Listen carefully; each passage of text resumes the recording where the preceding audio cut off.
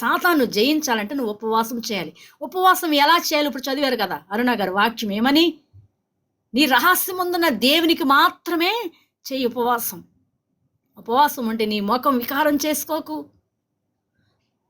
నీ ఒక ఐగరో పాట రాశారు, ఏకాంత స్థలము కోరుము దేవుని ప్రార్థింప ఏకాంత స్థలము చేరుము, ఏకాంత స్థలము చేరి మోకాళ్ళ మీద ఉండి లోకాశలు మదికి రాకుండా చూచుకొనుము, ఏకాంత స్థలము కోరుము దేవుని ప్రార్థింప ఏకాంత స్థలము చేరుము. ఏకాంత స్థలము కోరుకోవాలట, మోకాళ్ళ మీద ఉండాలంట, లోకాశలు మదికి రాకుండా చూచుకొనుకో. లోకాశలు మదికి రాకుండా ఎలాగండి? ఎప్పుడు మదిలో ఏ ఒకటి ఉంటానే ఉంటాయి. మానవులం కాబట్టి తప్పదు, ఉంటవి. ఉన్నాటిని పోగొట్టుకోవాలి, ఉన్నాటిని తరిమి కొట్టాలి. మంచివిన చెడ్డవైన మనసులో రాకుండా చూసుకోవాలంటే మౌనంగా కూర్చోవాలి. దైవ సన్నిధిలో మౌనంగా కూర్చోవాలి, దేవునిని మాత్రమే చూడాలి, రహస్యమున్న దేవునికి మాత్రమే నువ్వు నమస్కారం చేయాలి. నీ తల అంటుకో, తలలో మంచి చెడ్డలు కూడా మర్చిపోవాలి, మంచి చెడ్డలు కూడా తీసివేసేవాలి. దేవునిని మాత్రమే దృష్టి పెట్టాలట.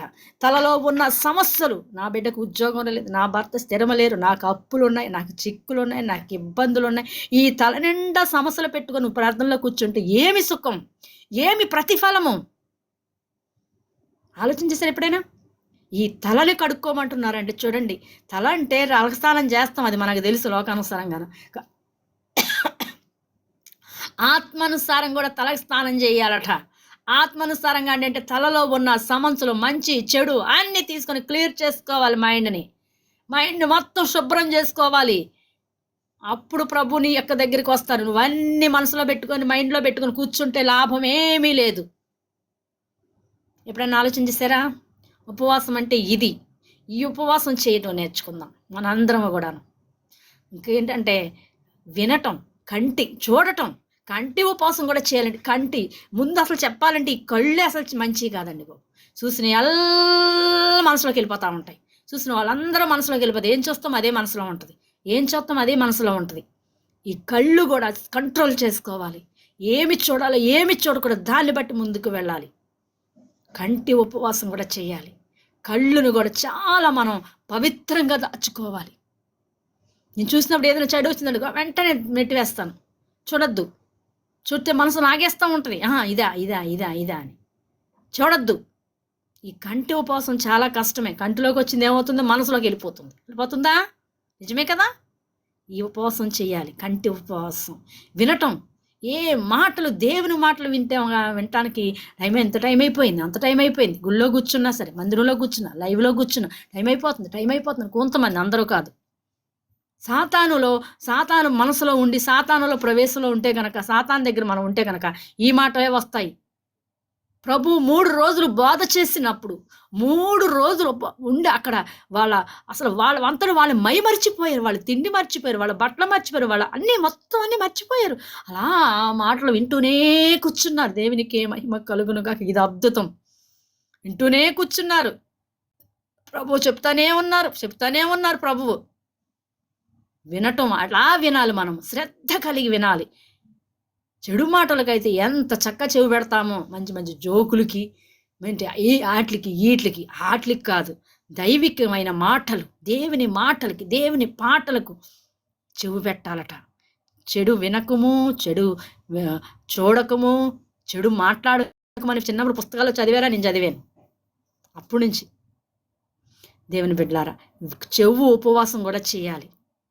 చేస్తున్నారా? చెయ్యాలి. ఈ చెవు ఉపవాసం కూడా అంటే చెవులో ఉన్న ఆ వినే మాటలు కూడా పవిత్రంగా ఉండేలా చూసుకోవాలి. దేవునికి మహిమ కలుగును గాక. ఇంకా పోతే ఏముంది? నోరు, అసలైంది నోరండి బాబు. ఎంత సైలెన్స్గా ఉంటే అంత మంచిది ఈ రోజుల్లోనూ. అస్సలు మాట్లాడకండి. మాట్లాడితే దేవుని మాటలు మాత్రమే మాట్లాడండి. అవసరమైన మాట్లాడే లోకంలో ఉన్నాం కాబట్టి అవసరం లేని మాట్లాడద్దు. ఏం అవసరం అయ్యే మాట్లాడండి, ఏం అవసరం లేదు అవి మాట్లాడద్దు. ఎంత సైలెన్స్గా ఉంటే అంత మంచిది ఈ రోజుల్లో అసలు కదండి. తిట్టని సైలెన్స్గా ఉండండి, ఇది గొప్ప విషయం. ఎవరన్నా ఏమన్నా అన్నయ్య సైలెన్స్గా ఉండండి, ఇది గొప్ప విషయం. మా యజమానులు ఆయనకు అస్సలు బాగోదండి, అన్ని ప్రాబ్లంలే. ఎంత గట్టిగా అరుతాడో, చిన్న విషయానికి పెద్ద విషయాన్ని కూడా అరుతానే ఉంటాడండి. Silence silence. మనం బానిసగా పనిచేస్తున్నాం. మంద తప్పైన వాళ్ళే అంటారు, వాళ్ళ తప్పైన మనల్ని అంటారు. అన్నిటికీ తట్టుకోవాలి. సైలెన్స్. కొట్టేస్తాడు కూడా వచ్చి, కావాలంటే అవసరమైతే కొడేయడానికి కూడా వచ్చేస్తాడు మీదకి, అవసరం మేడం వచ్చి అని అంటున్నారు. మాట్లాడద్దు గీత. ఆయన కొంచెం మింగి మింగి మింగి వేసుకొని వేసుకొని వేసుకొని మెడిసిన్స్ ఏం మాట్లాడతారు ఒక్కోసారి అర్థమవుతుంది. సైలెన్స్గా ఉండి గీత, నాకు తెలుసు ఆ సంగతి కదా. ఎంత సైలెన్స్గా ఉంటే అంత మంచిది. అటువంటి వాళ్ళ దగ్గర ఏంటి, ఇంకా బయట వాళ్ళ దగ్గర ఏంటి, కుటుంబంలో ఏంటి. నేను చాలా విచ్చలవిడిగా మాట్లాడేదాన్ని, చాలా జోక్స్ గాను, చాలా చాలా ఇదిగా ఉండేదాన్నండి. ఎప్పుడైనా నేను కన్వేట్ అవ్వకముందు మా వాళ్ళు అందరూ ప్రేయర్ పెట్టించుకుని వెళ్తే చాలా వంకరగా ఉండేదాన్ని, చాలా అల్లరి చేసేదాన్ని. ఎంత అలా చెప్పలేను. మీరు మా ఇంటికి వచ్చినప్పుడు చెప్తాను, మా 4వ తోటకల్లో చెప్తాను ఆ స్టోరీ అంతా.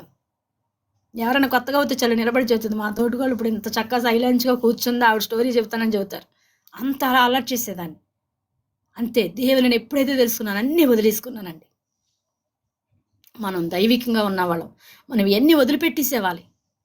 వదిలిపెట్టినప్పుడే నీ మాట విధానం మారిపోతుంది. నీవే మారిపోతావు. ఆమె చెప్పండి. మాట్లాడే విధానం కుటుంబంతోను, భర్తతోను, అత్తగారితో ఏ విధంగా ఉంటున్నారు, ఇరుగు పొరుగుతో, దేశములోను, లోకములోను, సంఘములో, దైవజనులతో మీరు ఏ విధంగా మాట్లాడుతున్నారు. నీ మాట విధానం మార్చుకోవాలి. నోటి ఉపవాసం కదా. ఈ ఉపవాసాలన్నీ చేయాలి.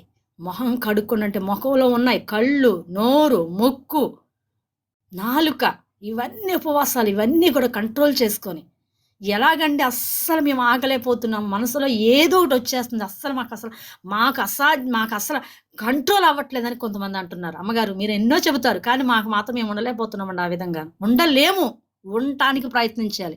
నేను ఒక ఉదాహరణ చెబుతాను మీకు.